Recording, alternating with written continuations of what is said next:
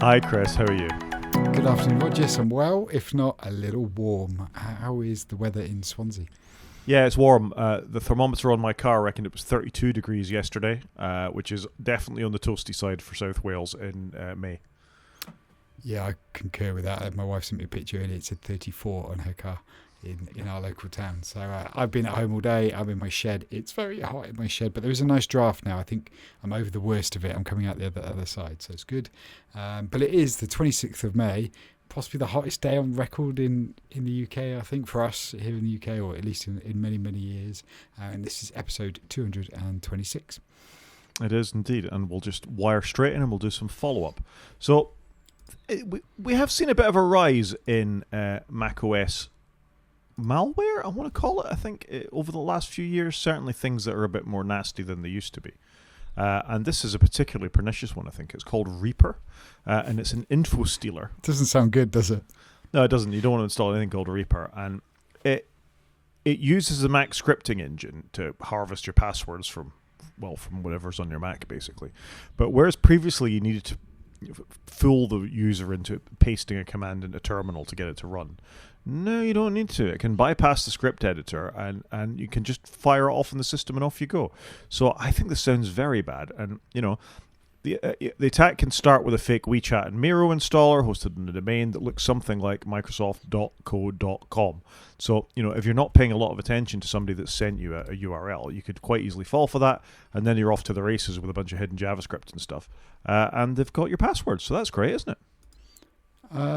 Doesn't sound great to me. And what took my attention here is Miro, because that's something you and I have used before, and it's also something that my remarkable tablet syncs to. So I was like, oh, I have used that, but I don't think I've ever installed anything. I've used like the web app. But no, this doesn't sound great.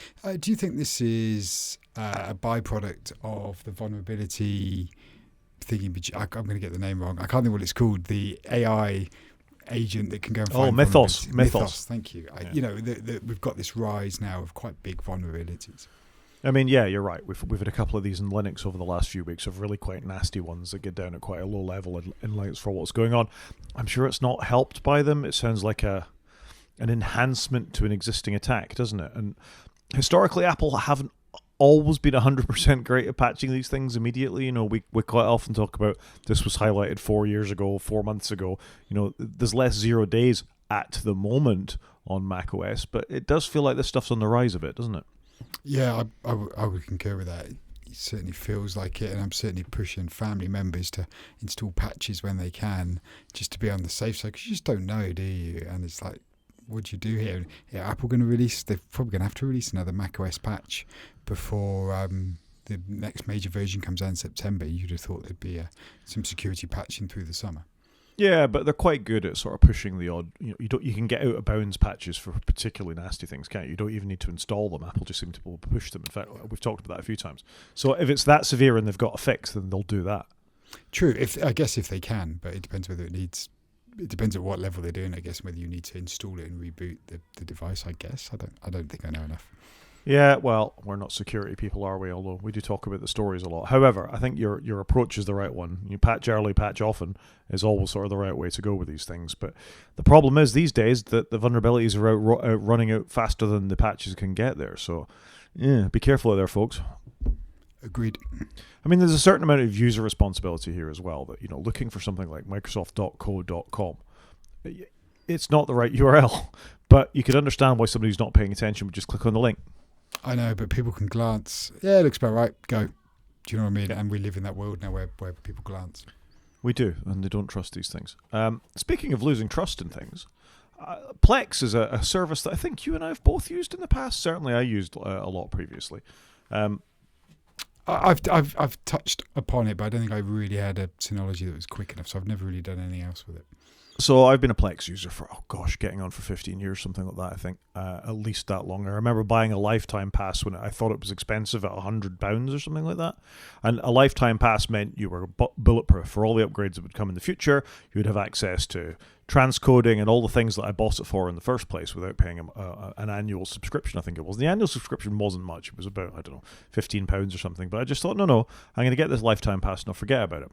And I forgot about it. And I actually stopped using Plex for a while as well. well. But then I messed up my network slightly a couple of weeks back, and Jellyfin, which is my streaming service of choice, was spinning my hard drive up all the time on the laptop I use to do that. Whereas I don't, if I'm not using it, I want it to spin down. So I thought, A, my network's a bit messed up, and B, this hard drive spinning up. So I'll give Plex another spin.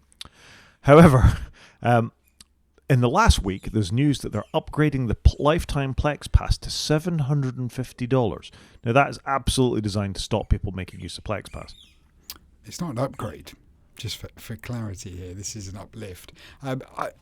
So I have dabbled in Plex. I've never bought it. I don't think I've ever paid them any money. I think it's a good tool. I often liked buying lifetimes. Like I often do it for bits of software. I've done it for Screens, for example. It was quite expensive, but Screens is an app I use on my iPad to remote into my Mac, and I've used it on and off, like not consistently, but I think I'm getting my value of like 80 quid out of it. As long as it runs for at least 3 years, I'm good. So I'm kind of one of these lifetime people, but it's $750. They really don't want you to do it. So I don't get why they've bothered increasing the price. Why haven't they just cancelled that SKU? I don't know, maybe because people who've bought a lifetime pass, maybe it makes it more difficult for them. A lot of the underpinnings of Plex are open source. They do use a lot of the same libraries and things that something like an MB or a Jellyfin would use. So it's a bit nasty, that. And all of these things are based on an old project called XBMC, which was the Xbox Media Center. And they all got forked off into different things. But obviously, Plex were doing enough different things with their back-end code to be able to get on and do this. But yeah, this is just to stop people doing it, isn't it? They can maintain a SKU for a few people. I guess somebody might pay $750. But to jump from $250 in April 2025 to $750 in May 26, that's quite a jump. Yeah, I think lifetime pricing's hard. You get that little cash injection, and then that's it then forever, isn't it? Yeah, it totally is. So yeah, I think this is a bit nasty of Plex to be doing this. They're obviously trying to put people off. Yeah. Like I said, I don't get why they don't just retire the SKU, but there you go. Like you said, maybe it's some mentality in App Store logic that they need to keep it because they've got other people with that SKU. But yeah, it does feel a little crazy. And the price has moved around a lot, hasn't it? So it was 74, and then it went up to 150, and went back down to 120, then it's gone back to 250, then it's gone to 750. So it's an odd one. I think the answer is if you want to be responsible for your own media and stream your own media, then just use Jellyfin. If you can figure out how to make the hard drive spin down, or if it's on a NAS, this won't bother you because they spin all the time anyway, pretty much. This is good because I do have a NAS and I'm using Jellyfin, but I've got Jellyfin on my Mac, and then obviously it's talking to the hard drives on the NAS. So you're scaring me a little bit because I can't afford these things. Like I can't afford to replace hard drives and stuff at the moment. I mean, you're meant to use it. Depending on how you've got your NAS set up, it's probably ticking away in the background all the time anyway. I mean, I could spin down my Synology between particular hours, but spinning them down and spinning them back up when there's lots of them is generally pretty bad for them anyway. It's better than just ticking along. So, however, because it's attached to a laptop in my living room, I hear it spinning when it's not in use, and I don't like that. No, I can get that. Mine's in the garage, so it's out of the way, and my Mac is in my shed, so everything's completely away from wherever I am. Yeah, I think that's fine. Moving on, good news for Apple. The Kansas City Public Schools program is going to replace 30,000 Windows PCs and Chromebooks with Apple, presumably Neos, but it does say Apple devices in this. Yeah, that is cool, isn't it? It's good news for Apple. I'm sorry, I have some background noise as there are family members of mine making lots of noise. I apologise if people can hear it on the podcast. No, this is really good for Apple, isn't it? And this is probably part of what they were setting out to do with the Apple MacBook Neo, isn't it? Is, I guess, go after education because they had lost out to Windows and Chromebooks, and also go after the younger and maybe more budget conscious end of the market. And so it's great to hear the Neo doing this. It does feel like they might cannibalise the rest of their laptop line though, because surely some people are going to really struggle to spend twice the amount on a mid-sized MacBook Air, to really justify them on doing it. I probably still would go for the Air myself, but I think I like some of the niceties of it. But the Neo is an amazing device. Yeah, I think your requirements are different though, aren't they? I mean, we said at the time, 8 gigs of RAM. If you're trying to do, I don't know, transcoding for your podcast in Whisper or something like that, maybe trying to do a little bit of video editing, this can do it, but I think you're going to struggle a lot more than you are, with an Air compared to a Neo or something like that. So this is a good news for Apple in one sense. It's good to see that they're still in an education market somewhere. But they're already constrained on these things. Is this why they're having to get more hot lots shipped in from TSMC and all the rest of it? Because they're getting lots and lots of orders like this?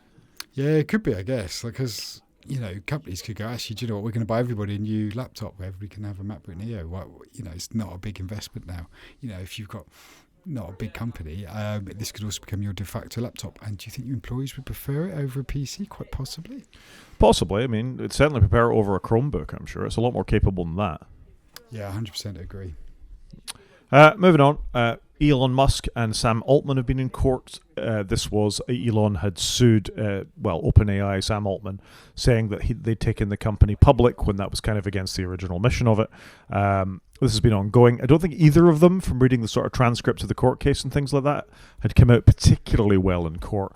Particularly Elon on the stand. There was a story went by that they couldn't find anyone, they couldn't get a fair jury where somebody didn't dislike Elon Musk, which is, it's going to be impossible that when somebody's in the media as much as he is, particularly with what was going on in America with the Department of Government Efficiency and all that kind of stuff, who wouldn't have an opinion one way or the other about Elon. So that seemed to be a struggle. The long and the short of this, though, is that the case against OpenAI was dismissed. Elon lost this case, and OpenAI is free to continue without this particular impediment. Yeah, I did read through this one. I mean, somebody like Elon, it's going to be really hard, isn't it, to find somebody that doesn't know Elon and hasn't maybe got a preconception about him.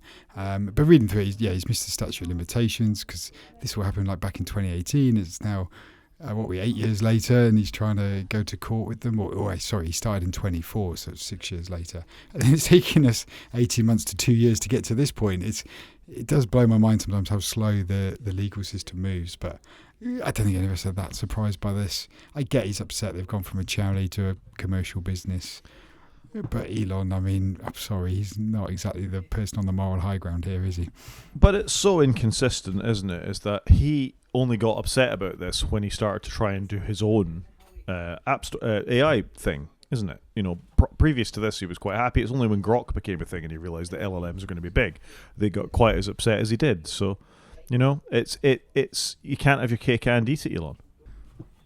Yeah, so that's interesting for Elon, but like you say, unbiased jury is going to be quite a thing. Let's move on and talk about Fortnite, our favourite app that our children like to play, or certainly your children like to play.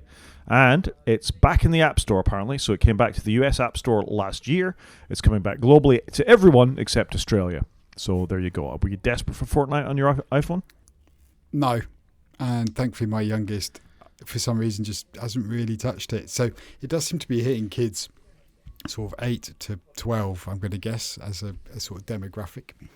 And I know adults play it in various other age ranges. Have you got it? No, I don't have it, but I searched the App Store just as we were offline a little bit there to see if it was there. It's not on the Mac. I thought it should be on the Mac as well. It's certainly not on the UK Mac App Store, but it's certainly on my iPhone. Is anything on the Mac App Store? That's a very good question, but it does say in this Engadget article coming back to the App Store. But there you go. I think Roblox has kind of taken over for the younger teenager more than Fortnite in lots of places because of its enhanced flexibility. Roblox is games within games, as far as I can see. My eldest was very much into that, and it blew my mind. I was like, "What game are you playing?" He goes, "It's Roblox, Dad." I was like, "It doesn't look like Roblox," and there was so much, like you say, flexibility in it. So, okay, so they're back on the mobile. Yay! I mean, the thing about Fortnite is a cultural phenomenon, and we kind of lose track of that every so often. That often films, specials, concerts, Marvel stuff, DC stuff, whatever it is, are announced in Fortnite before anything else. In fact, the other game, Overcast, which I think is a Blizzard game. I want to say it's a Blizzard game. Overwatch. Not Overcast, Overwatch. The new characters or some characters from that appeared in Fortnite as some sort of games patch update. So it just goes to show sort of the cultural zeitgeist that it has. Yeah, and it's got all the different seasons. I'm loosely aware of that. And the servers would go offline. You have to wait for it all to download for like a day, and that kind of blew my mind a little bit. Yeah, it's crazy.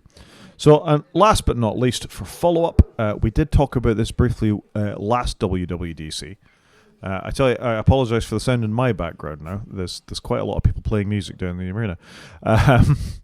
We talked about this last WWDC, that support was ending for a number of Mac models come macOS 27, so that was pre-announced, but now they're just highlighting this in this 9 to 5 Mac article, that this year, come WWDC, the MacBook Pro 16-inch, the MacBook Pro 13-inch from 2020, iMac from 2020, and the Mac Pro from 2019, and that MacBook Pro was the 2019 one, are all going to be end of life as far as the operating system is concerned.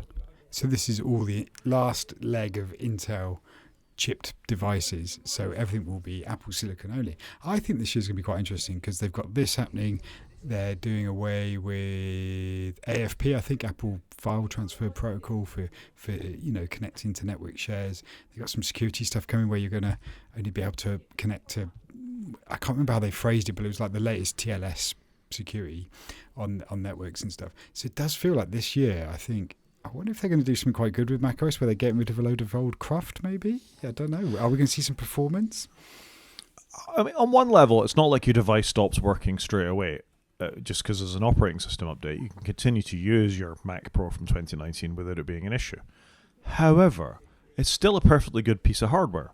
So I hope that Apple will do the right thing and pass over some of these drivers to the open source community, that if somebody like John Siracusa wants to continue to run his Mac Pro as the very powerful machine that it is with 192 gigs of RAM and have enough, supported software on there that he's not vulnerable to security things, that they'll do that, because it just seems horribly wasteful to me. And of course, the next thing in this is that the M1s are the next ones in the line for the chopping block, and they still feel like quite new machines to me. I would agree with you that we are getting old, Rod, but I would agree the day the M1s aren't supported, and they've had a good run already. You're sort of 6 years in now with some of the M1s. It'll be quite a milestone, I think, when that happens. But it does feel like this year is the year where they're cutting back. Right? We've done everything now. Yep, I agree. Do the news. Let's do the news. So first up, lots of compatibility type stuff, which I think it's quite nice that Apple, and we'll come to Google a little bit, are getting around to. The first off is that iOS 27 could offer integration with Google Cast and other streaming protocols. This is a win. I don't know if you've ever been to a hotel that only supports Google Cast, and you've got to have a Google Chrome browser lying around, or if you're not a Windows person or an Android person, and it's a bit of a pain. I encountered it a lot when I was in the States a couple of years ago.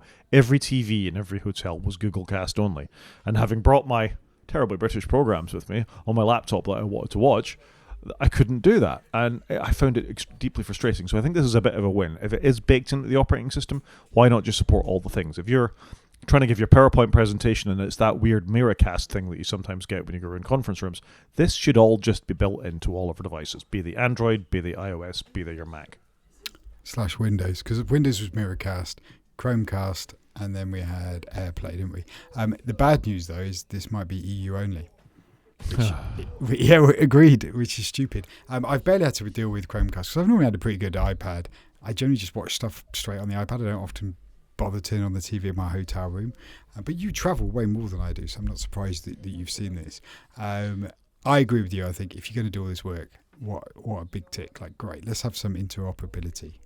Totally. And TVs in hotel rooms are getting ridiculous. I was in a hotel in Berlin a few weeks back, and they must have had a 75-inch TV on the wall. Now, I didn't even turn it on because, I was busy. I was at a conference. I was doing things. But if you're there with your family, or, you want to watch a movie or something after a hard day at the office, it's quite nice to have that and not gather everybody around an iPad. So, yeah, good that these things should be supported, really. Yeah, completely agree with you.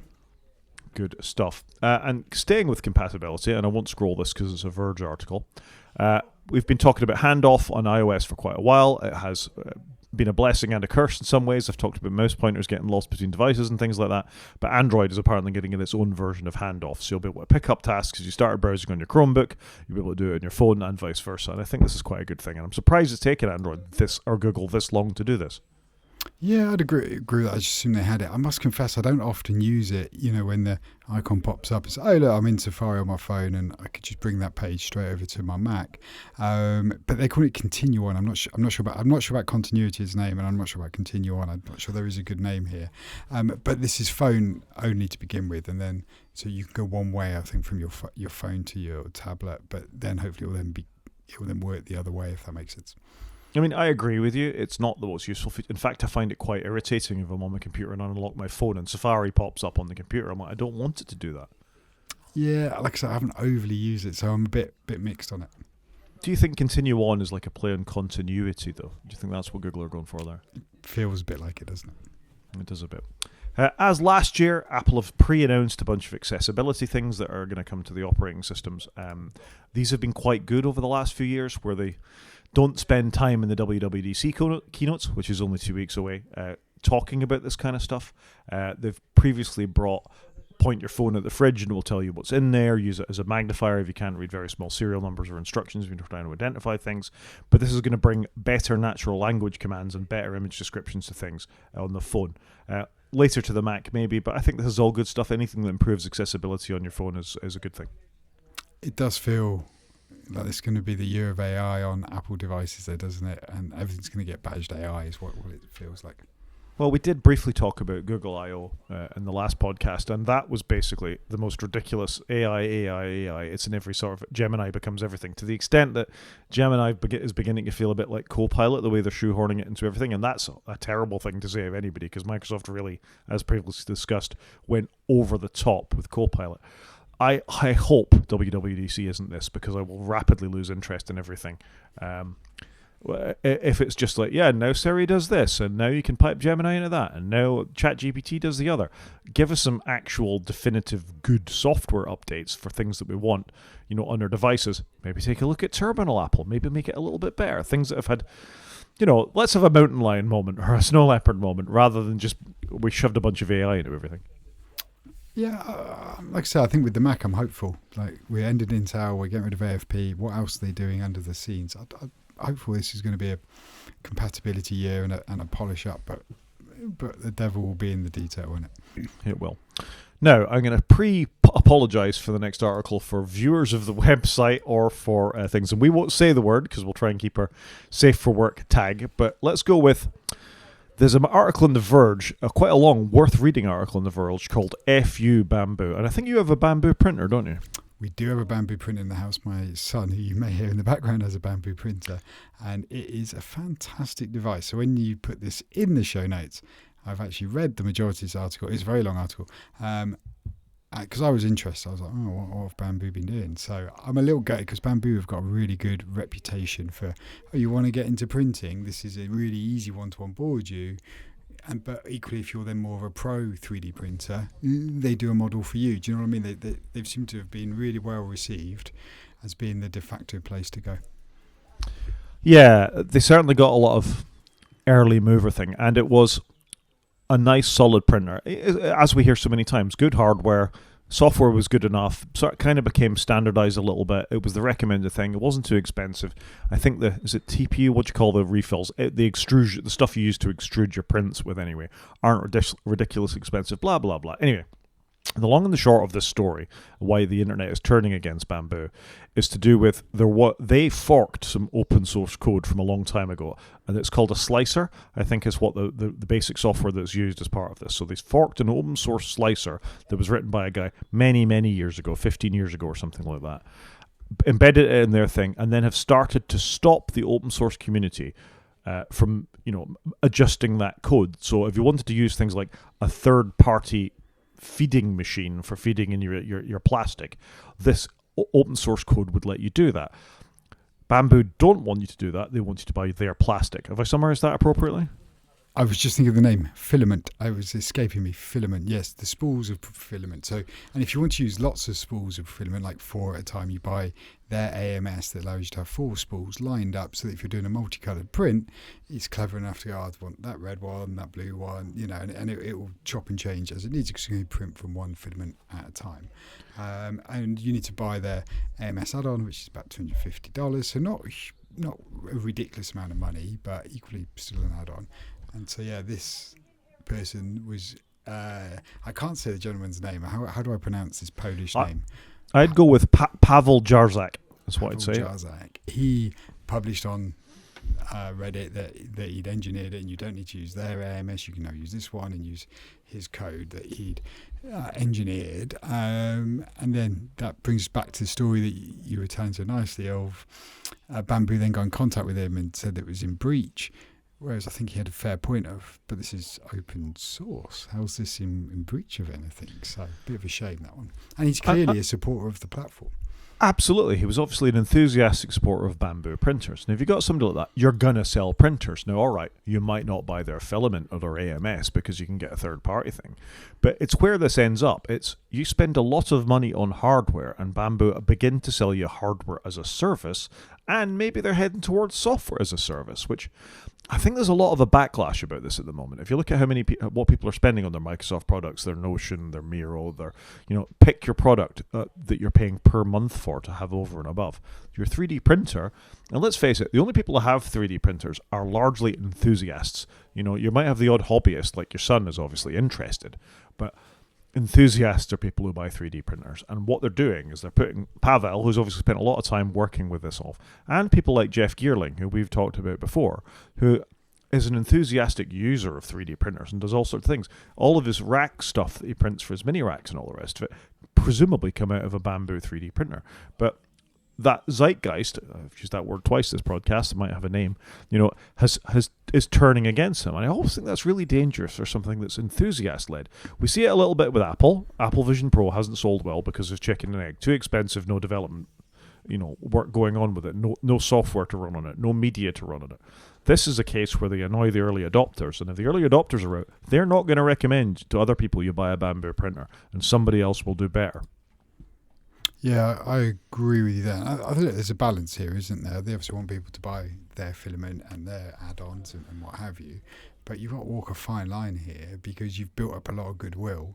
It takes time to build up goodwill, but it's very quickly to erode it, and so there is a line, I think. And if their software is so important to them and they wanted a closed-loop system, I don't know why they started on open source software. Maybe they did that to get them up and running, but hadn't really had their strategy of where they were going to go with it. I'm just worried they're going to end up being like HP, and we've all seen where that ends, and it's not pretty. I know I said I was going to keep this relatively clean, but we've said the word repeatedly, so I'm going to go with it again. It's enshittification in action is what it is. You sell something people want, you begin to move the parameters, you focus on your shareholders rather than the actual end users of the product, and you end up with a horribly locked down thing. Now, we've seen Apple moving in this direction. Make fantastic hardware, software's not great, they're charging you increasingly for a service. At the moment, most of the devices are ours and we can do what we want with, but it often feels, particularly with, Microsoft, that you're renting the software. It's not your software to do things with, and this is it's a microcosm of what we see in the larger software market, and it bothers me. Now, I was probably going to buy a Bambu printer at one point. I certainly wouldn't think about it now. Yeah, it's a shame, isn't it? And I'll be honest, I would even consider getting one for myself, because I wouldn't mind to play with it a little bit more. But yeah, it's put me off. It hasn't stopped me buying one, but it has just dampened my enthusiasm. I suspect that if you watch Jeff Geerling's video or you go and find Pavel, they'd probably recommend a brand that's just as good, that's cheaper, or maybe just a little bit more expensive, that has got a slightly more open ethos at heart. Yeah, there's going to be some other players in this space, aren't there? Of course there is. Bambu aren't the only ones, and that's why I think annoying early adopters for a technology like this is a really, really silly thing to do. Agreed. Moving on, and sticking with really, really silly things to do, apparently CISA, which we've talked about repeatedly, is an American government agency who deal with a lot of highlighting incoming software security things like the problem we talked about with Apple software earlier. They left their public credentials in their GitHub repo. So if you want to get in and see what CISA are working on, you had that ability. Feels a bit of a home goal, doesn't it? I mean, we talked about Biobank, UK Biobank, a couple of episodes back, of leaving not identifiable but line level data within their repos. This is exactly that. GitHub, for all it's brought to the world of being quite nice that we've got access to this kind of amazing code everywhere, is coming with its own fair share of security vulnerabilities built into it. And the problem is it's the users, it's not the software. If you're not trained to actually leave this stuff in your exclude file or whatever, you end up with this. Yeah, or have a private repository or whatever it may be. I completely agree with you. This is crazy. It is absolute madness. Is there anything else that we've missed in the news? I'm searching my brain. I don't think so. The whole year has been anticlimactic, has it not? Yeah, I feel like we're waiting for something big. I'm deeply concerned that WWDC is not going to be it as well. It's hard to know, isn't it? There aren't a lot of rumours at the moment, so it's hard to tell. It is very hard to tell. Now, we're skipping over Car Corner, aren't we?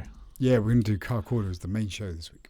Yeah, it's almost like ATP. I wonder if I need a door clunk click sort of opening sound like ATP have. Do you think that's something I'll have to do, or can we skip by it? Yeah, we could do that, but we're going to skip by it now, aren't we? We're going to skip by it now, and instead we're going to do media. So let's kick off and talk about some actual media stuff rather than this particular media show. So this is Apple TV is going to air its first major sporting event shot entirely on iPhone 17 Pros. So it's going to be a I'm not going to say it. It's going to be a football match for Major League Soccer between LA Galaxy and Houston Dynamo. And it's all going to be shot on iPhone 17. So I think this is cool. Bit gimmicky, but cool. It's quite a good way of them advertising like 2 or 3 things in one go, isn't it? Like get Apple TV, the hard way, get Apple TV Plus, get an iPhone, and that's what you can do with it. It is cool for them. I mean, it's amazing that your phone is now what we're going to use to, cover a sports match. It's pretty clever. It's got a good camera as well. Not that I've used the video side of it very much, but it takes half decent snaps, the iPhone 17 Pro. Yeah, I love my camera on it. I think it's awesome. Yeah. Anyway, so if you're into that kind of stuff, they're moving out. And as is mandatory, Chris is holding up his orange iPhone 17 Pro because he does that. Because he loves I've got a blue one, Chris. Nobody cares. I just love the colour. I love it. Fair enough. Moving on, it was the Race Across the World season finale. Season 6 came to an end. Did you watch the finale? I did, and I'm gutted because I watched it late and I went to the gym and they were playing the catch-up show and it was pretty obvious who had won in the aftermath show. I don't know what you call it, where they sit around the table, because the people were sat in the centre of the table. So I was a little annoyed that I'd seen the answer, but it was good. I did go back and watch it and I thoroughly enjoyed it. Yeah, it's just a great show. I'm a bit sad that it's gone off. Really, it was my Thursday night was perfect, where I'd have Race Across the World into Taskmaster. You couldn't ask for much better than that. Yeah, fair play. That's a good combo going on there. You got a bit of education and a bit of humour. Absolutely, and all credit to the winners. I'm going to try and walk a fine line and not give anything away here. I thought they deserved it. I liked all of the couples this time, and I think that's really rare. There's normally one you're a bit about, but I think they were all great. No, the pairings were all really good, and you'd have been happy if anybody won it.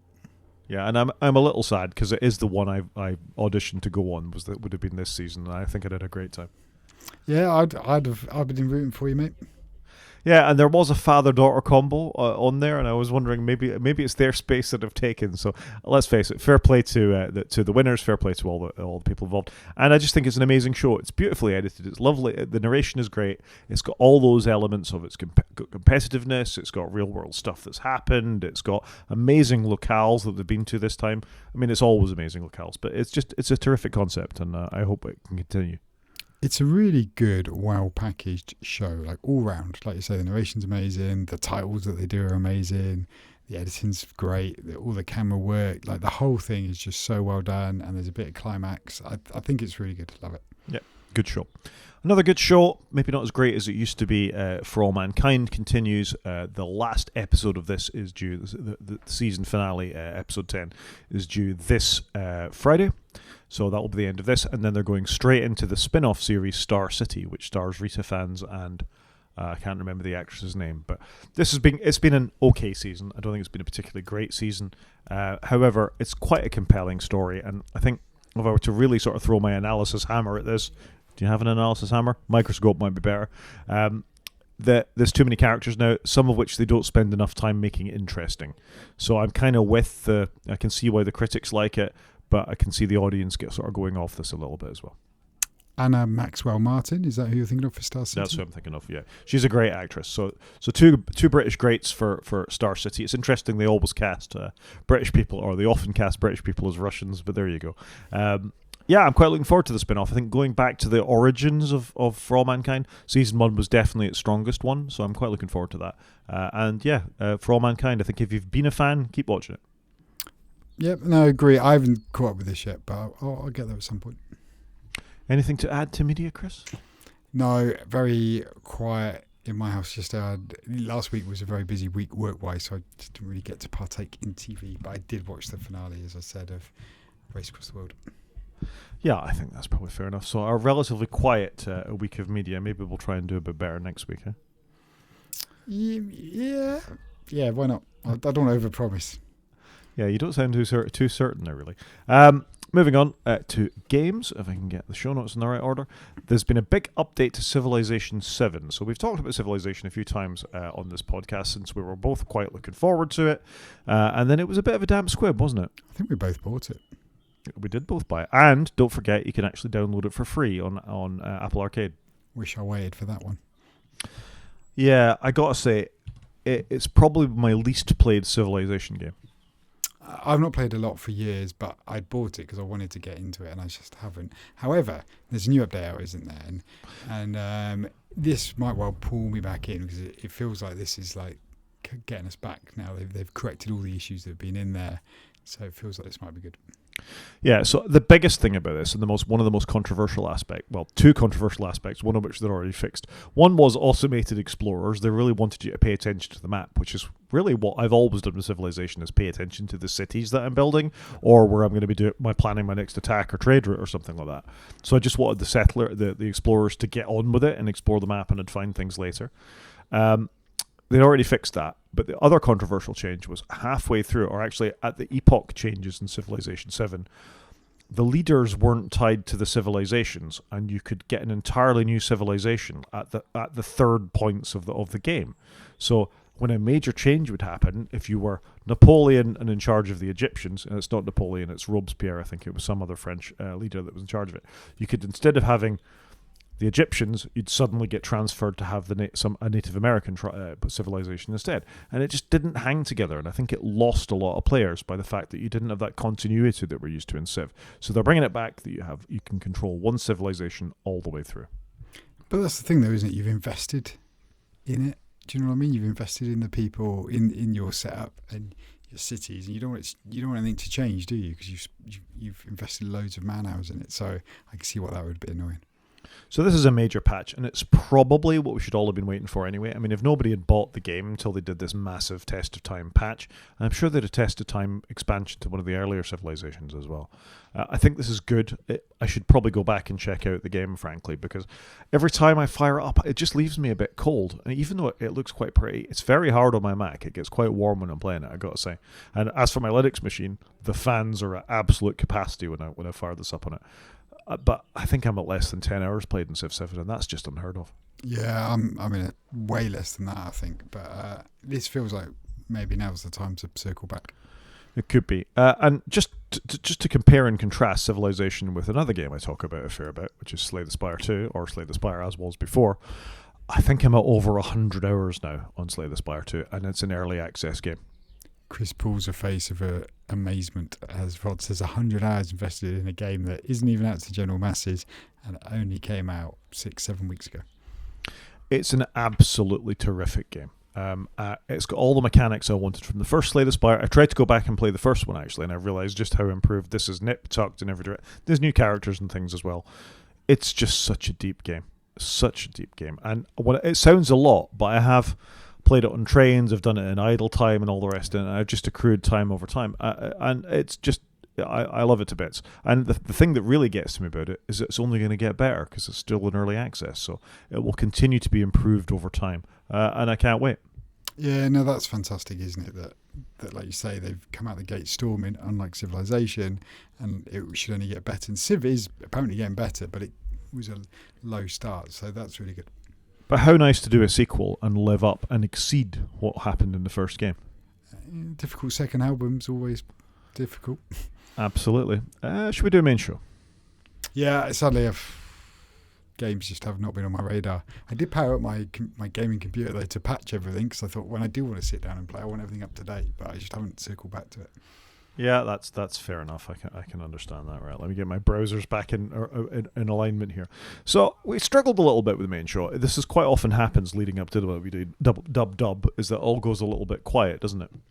Oh yeah, 100%. Goes very quiet, and it's been quite a year as we've touched on. So yeah, so I suggested, why don't we move some of the car corner stuff out, because you'd found some good articles around some electric cars, and so why don't we talk about that? Yeah, and the first thing, it does have a tenuous Apple link.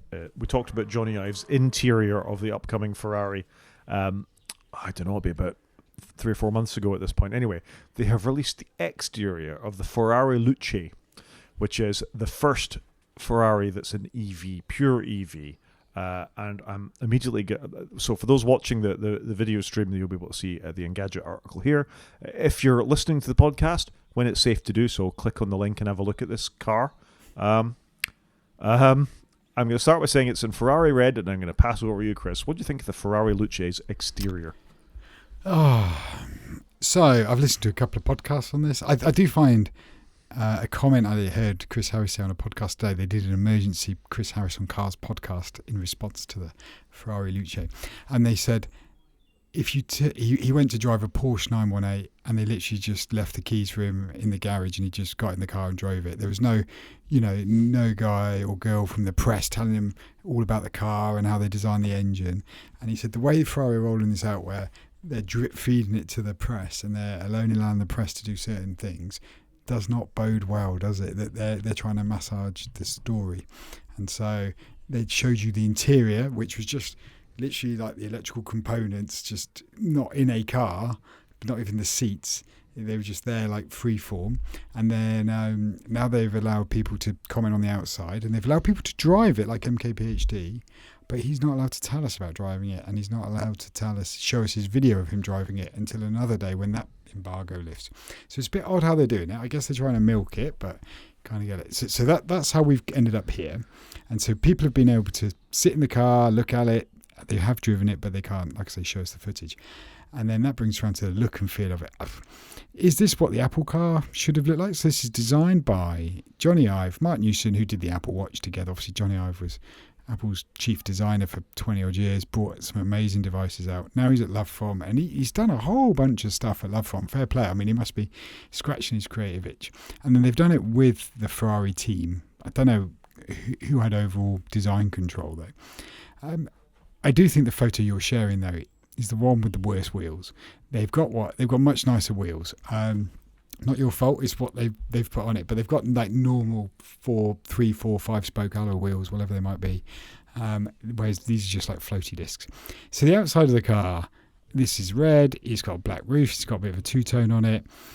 You've got the disc wheels. At the front, you've got a massive air vent going underneath the bonnet and a large glass piece. Do you know when you're driving along, the wipers are vertical rather than being horizontal like they would be on a normal car? They're the nice wheels. Rod's just got up another one, but now it's in the worst colour.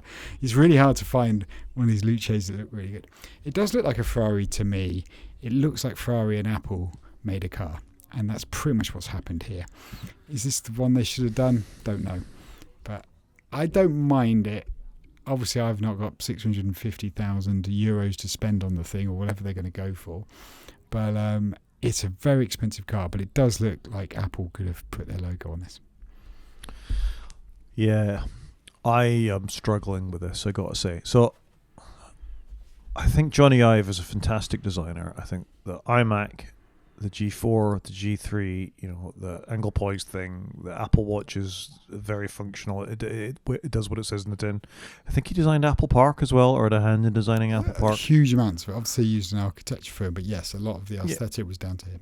So he can design a circle. We know that. He's good at squared off circles too. I got to say, I think this is one of the more humdrum things I've ever seen in design. And I'm going to throw another car up, and I'm going to do this just in video, so I apologise to podcast listeners for a minute, and tell me that it's not a Jaguar I-Pace. There's been a lot of talk about that. Is this the Ferrari Pace? And I think I would concur with that statement. It is very I-Pace-esque, and it's weird, obviously, because Jaguar have famously stopped building cars for the last 2 years, and they're completely reinvigorating themselves. But if that car had an Apple logo on the bonnet, the Ferrari Luce, and it was called the Apple car, you'd probably believe it, wouldn't you? Yeah. I don't see what's suspect. I mean, it's a Ferrari, so of course it's got that badge, and that's what's so special about it. But this doesn't scream. I mean, to be fair, I'd struggle to tell the last 4 Ferraris apart anyway. I might be able to do a super fast. I could certainly do a Testarossa because it was the Ferrari that I knew when I was growing up. The 340 GTO, is it, that's in Ferris Bueller's Day Off? Yeah, something. Yeah, I was in 250. Yeah, maybe the California if I push myself. Let's face it, I'm not enough of an enthusiast to be able to tell lots of Ferraris apart. Berlinetta, that's definitely one that sort of springs to mind. This, however, if you'd put a Jaguar badge on this, or you'd put a Polestar badge on this, or possibly even if you'd put a Tesla badge on this, or actually even more, one of the new Chinese manufacturers like BYD, I would have said, oh wow, there's Xiaomi's new car. This doesn't scream Ferrari at me, other than they've put a big yellow Ferrari badge on the side of it. There's nothing, slightly maybe from the rear aspect with the tail lights, I can just about see this being a Ferrari, but nothing else about this screams Ferrari, particularly Agreed. this colour. And like I say, you could put the Apple badge on that. That's what it looks Yeah. like to me. If Apple made And a car, this is it. I think that's quite damning of it. And I don't want to throw any shade at Johnny Ive. He is far more knowledgeable. He is a designer. He has had some incredible successes in his career. But I don't think Pininfarina would have designed this. No, I would concur. I think I want to see one in real life. Some of the interior videos I've seen, the interior looks stunning. Like the way the vents work, the fit and finish on everything. And there's a lot of things to design in a car, right? So you've got the vents, you've got all the screens, you've got all the aircon, you've got knobs and buttons and pouches and door handles. So there's a lot of individual components to design on this, and some of it looks absolutely amazing and really high quality. I just think the outside is a little disappointing. Is my initial view, but like I said, I'd love to see one. Yeah. It's got suicide doors, Chris. Suicide doors. Yeah. It's just trying to be So- different, isn't it? So for those that aren't aware, suicide doors open the wrong way. They sort of fold out of the car rather than Yeah. both doors opening front to back. The front door's got the hinge at the front like normal doors, Yeah. and the back doors have the hinge at the back, so you got the bigger opening in the middle. And they're called suicide doors because you can't see what's coming when you open them into traffic. Yep. And It's not a great look, is it? it's not great. And also, I mean, the interior, which I agree with you, I think the vents are quite interesting. However, the little sort of pod computer in the middle could have come, it's off a Volkswagen ID3 and you can tilt it a little bit. I think it looks better. I think all the buttons and the fit. I think all the finish of some of the interior stuff looks really smart. I would love to just sit in it and try it out because I just think it would be a very satisfying cockpit to sit in. Oh, I'm sure it would be, and it'll be very costing because that's what I'd want for €600,000. Yeah, it's a lot of money, isn't it? I mean, we're not the target audience for this car, are we? We're not the target audience, but I struggle to see where the distinction is between this and a bunch of the EVs we've had recently. Genuinely, you stick a big screen in the middle of the dashboard, you put a digital cockpit in front of somebody, and off you go. And this feels a bit like that. Yes, you can tilt it towards you. I'm trying to find a decent picture of the ID3 so I can compare and contrast. I know roughly what you mean in the ID3. I still think it looks good inside. I'd be quite happy if that was the interior of my car, I think. But the thing is, my point was, I don't think the ID3 was anything particularly special. No. You know what I mean? I think it's just it's an EV that had all the things in the right place. I found something good enough. This will do. So here's a Volkswagen ID3 interior. Yeah, it's not a Ferrari, but you've got a bit of a motif on the pedals in the same way you've got the drill pedals in the Ferrari. You've got a screen that's tilted towards the driver with some controls on it, and you've got a digital dashboard in front of you. Now, there's only so much you can do with a car, but I think if I were to throw a classic Ferrari up on here, it would be a far more tactile, involving experience than this for Ferrari. And I think it leaves me a bit cold. And that's fair. I like to see the joy in things. I don't see the joy in this. Yeah, okay. No, I can see it. It does look a very functional car, though, doesn't it? It looks like a family It's like Tick. four-door car. Tick, we did an EV, and it Oh, yeah, well, okay. yeah. You know what I And mean? the big question is would they still have done this EV project in the current climate? Because obviously the world has moved on, and I don't have an answer to that. Well, I have got an answer to that, and I'm going to throw that up now. Here's how you do an interesting electric car. Here is the Mercedes AMG GT. You think this is interesting? Well, at least it's different. I mean, it does look like some sort of sea-dwelling fish thing which could hoover along the bottom floor, but that is a distinctive shape. It's not just a Jaguar I-Pace. No, I would. Okay, so I would agree with you that it does have Mercedes DNA. I would agree with that.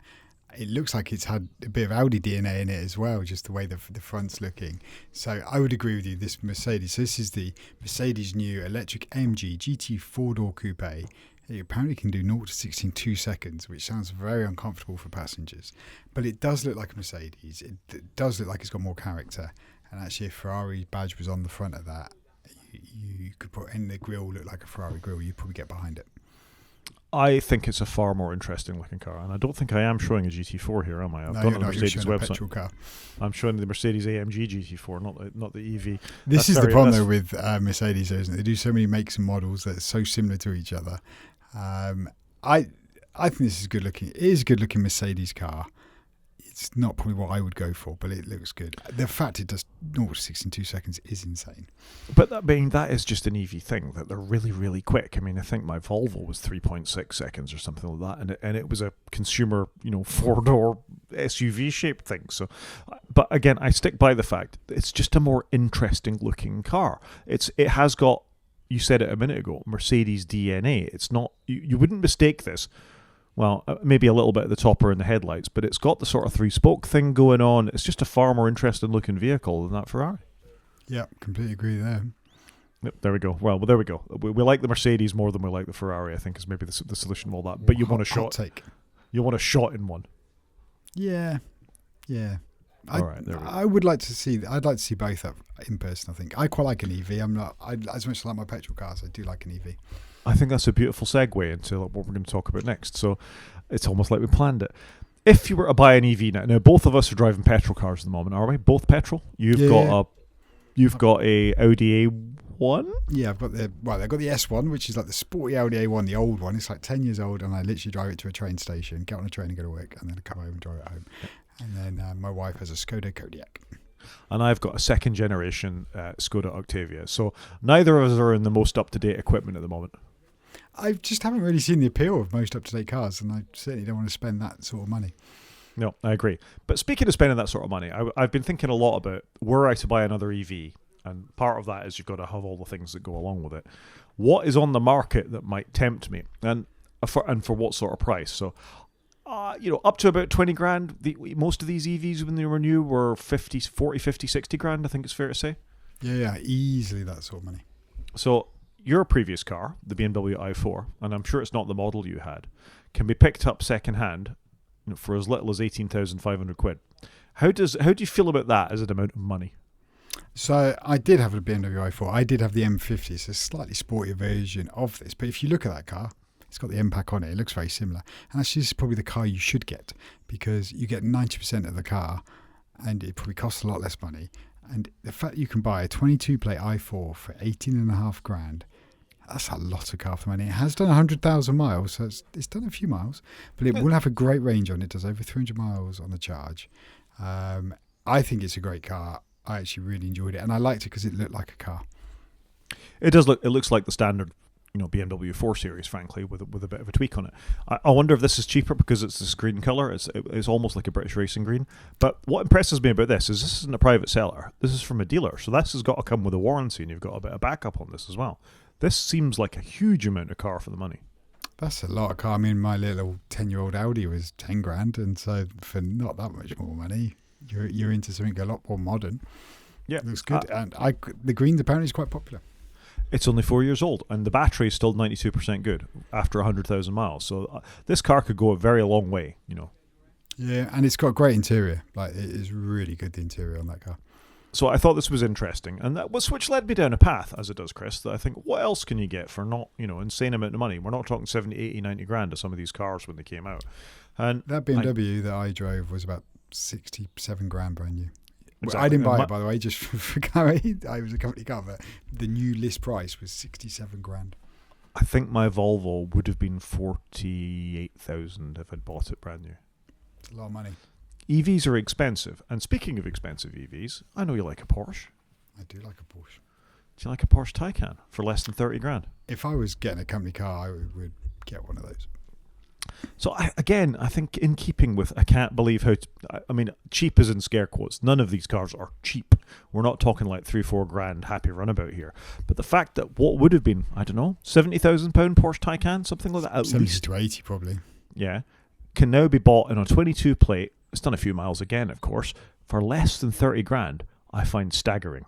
It's a good looking car. I do like the Taycan. I think it looks pretty smart. I think I would be very happy to have something like that. I think the interior is quite cool. They have done a revision of this, but yeah, you're right. It's got 100,000 miles on it. Again, that's a lot of car for money. The depreciation on that car is like, 15 grand a year for the last 4 years? Yeah. What you got to think about is it's still a Porsche. So you're going to be going to a Porsche dealer to have some of the servicing and things like that done, and that's not cheap. Yeah, I do have a petrol Porsche, and I take it to a third-party dealer because it's 20 years old. Whereas this, I guess if there's anything wrong with it, you're going to have to go to a proper Porsche dealership. I find this interesting that cars are coming with a battery health check, before you buy them. People know, though, don't they? They know that batteries die. We've all had it in our phones, so people, I think, are conditioned to this. I wonder, though, do people realise that the battery you get in their car isn't the battery that's accessible to you? So this allegedly is an 87 kilowatt hour battery. It's probably 92 or something like that. There will be a little bit of reserve over and above the actual battery. Yeah, probably. It's not something you can swap out, though, is it? It's a pretty car, though, isn't it, for that amount of money? Yeah, I like that car. I'd be very happy with one of those. Yeah. And then we have its sister car. So the same car, basically, with a different badge on it, in the Audi e-tron GT. And I also think, so this is a little bit cheaper. It's $26,695. It's also a 2022 plate car. It has a slightly bigger battery, I think, 93.4 kilowatts. Yeah, I think the other one was 87. Yep. And it's done less miles, under 100,000 miles, and it's cheaper. This seems like if I had the money, this is the bargain of the century, I think. Does look good. I'm not a huge Audi fan. I know I've got an Audi, but it does look good. And these do look nice on the road, and you don't see a lot of them, so it's quite nice to drive something that not everybody's got.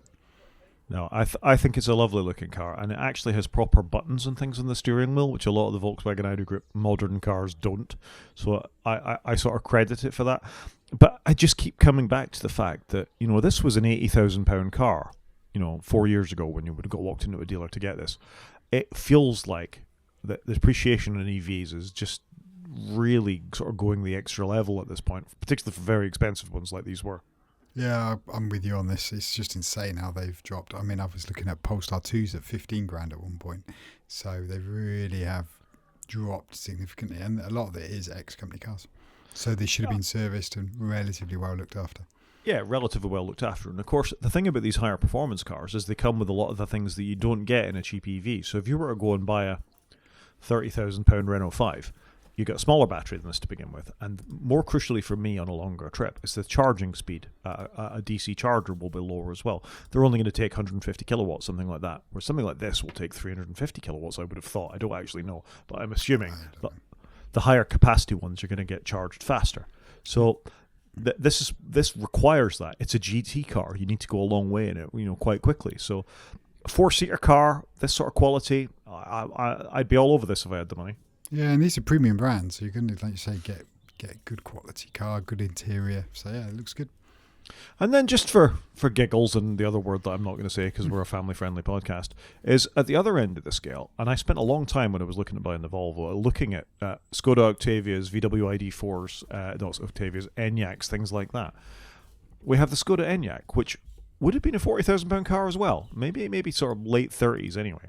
But now you can pick up a 2021 Skoda Enyaq with a bigger battery, the 82 kilowatt hour battery, in a decent spec, I think Loft is the mid-spec, for £9,000. It's quite a lot of car for £9 grand, isn't it? Actually looks in really good condition. And look, we have a Skoda in the house. We drive a Skoda Kodiaq everywhere. I really like them as cars. They don't cause me a huge amount of problems. They're relatively cheap to service. I think they look pretty good. That's a lot of car for the money. It's a huge amount of car for the money. If you want if you particularly have already got a home charger, if you've got a home charger set up and you want something relatively sensible to get you round, it'll do 200 miles in a charge. It's good enough for that. You could make reasonable time going up with the worry. For me, the charging flap's on the wrong side. I want it charging. No, is it on the wrong side? No, it's on the right. No, it's on the correct side. No, I have this thing from having had a Tesla about and it is on the correct side. I think I tell you what, it's the Hyundai and things like that. They're on slightly the wrong location for me. But this is a great car. The charging speed's a little slow. I think it's a max 150 kilowatt in this vehicle, which is a little bit on the slow side for me. Not intolerable. You're probably talking about 35 minutes to charge from 20 to 80 as opposed to something else, which is this wouldn't bother you anyway. You didn't do a lot of long trips in your BMW, but I did a lot of trips to Scotland. And when you're doing a 400, 500 mile road trip, the stops matter. And it was beginning to get to me. The Volvo was 175 kilowatt, I think, charge. So I did notice that lower charging speed of some of the faster DC chargers. Yeah, no, yeah, that's the thing. So when I had an electric car, I didn't do lots of long trips. So I generally charged at home, topped up to 100% battery, and then I drive somewhere and get home all in one charge, and then charge it again. So, but no, that's good looking. You've got quite a good pick of cars there, but it is amazing how much they have dropped in price. Yeah. It's quite a new car. It's only a 5-year-old vehicle. So if you look for a 5-year-old Volkswagen Tiguan or something in this sort of class, you're probably going to be spending a little more money for the petrol car than you are for the EV. And I find that amazing. Yeah, I would agree with you. It probably is going to be more expensive. I've got the infrastructure for an EV. I mean, I did flirt with the idea of getting one. there is the thought that tax changes in the UK are going to end up paying a pence per mile charge for these. If they were originally over £50,000 as well, then your road tax is going to be higher. There are some thoughts to be had with these, but if this hits a sweet spot, like if this was £39,000, you might be in the lower tax bracket, and we still don't know how they're going to track that pence per mile that you've done in an EV. But it's a fascinating time to be looking at EVs, particularly, and used EVs in this case. And I just thought quite an interesting thing to go through. So I apologise to listeners who may not be that interested in cars, but it's quite a fun thing for Chris and I to do. Yeah, I quite enjoyed that. And there's some good, all these cars have got a really good level of tech in it as well, haven't they? And they're going to all have CarPlay and all the usual stuff. So you probably can't go wrong with any of them. Absolutely. And used Teslas, I think, are in sort of 12 to 14 grand as well for long ranges. So this, it's a lot of car for their money. They are, and they're very fast as well. You wouldn't put a newly passed driver in one of the Tesla performance cars. No, that wouldn't be good for anybody. That's not good for them either. No, absolutely not. I think thing of the week. Yeah, let's do it. So thing of the week, I've been working on an app. I'd say I'd largely been vibe coding it, which is true. It's for work because I've still got a petrol car. How far away the nearest cheap petrol station is. So that's something I've been working on quite a lot. I started looking at how I could get some sort of interesting iconography and things I could get to stand out. And I came back around to using SF symbols. So SF symbols are Apple's accessibility symbols, sort of standardized symbols for things within the user interface and all the rest of it. It gets treated like a font. So if you paste it into your PowerPoint or something like that on a Mac platform, they will actually just be treated like fonts. You can color them in the right way, you can change their sizes easily and all the rest of it. And Apple make a program called SF Symbols. It's up to version 7, has almost 7,000 symbols in there for lots of commonly used things, and I found it really useful over the last week or two. Not only for my app, but also for a presentation that I'm putting together as well. So I think these are really quite nice. They can be animated. You can do all sorts of things with them. SF Symbols, check it out. I concur with you. I think they're fantastic. There's so many you can get to put an icon on something. I think they're really nicely done. They scale. They're not pixelated. It's just all really, really clever system. Whoever came up with it did a fantastic job. Yep, good job. Even if you're not a developer, it could be useful. Thing of the week? Yeah, go on then. So mine is a book. I've gone with a book, and it's called Dolphin Junction. And basically it's just a collection of short stories by Mick Herron. I picked this up ages ago in a charity shop, just started reading it, just quite enjoying some short stories for a change. And Mick Herron's, he's a very good writer. You've got to pay attention, but it's really good. So it's in like a couple hundred pages, so something quick for me to read this week. Great. And there's stuff about Jackson Lamb and others in there, is there? I haven't got that far yet. So it looks like Jackson Lamb does come up, but it's got Zoe Boheme in it from Cemetery Junction. Cemetery Junction, thank you, which I still haven't seen the TV series for, which did go through. And I've read a couple of short stories about her, but I haven't got yet to any of the Jackson Lamb stuff. But for 200 odd pages, it looks a good book. I think it's Cemetery Road, I may have misspoken, and I really, really didn't like the TV show. We've heard nothing about the TV show ever since, so it's not bode well, has it? I just don't think it reviewed very well. No. I think we can call that a show, Chris.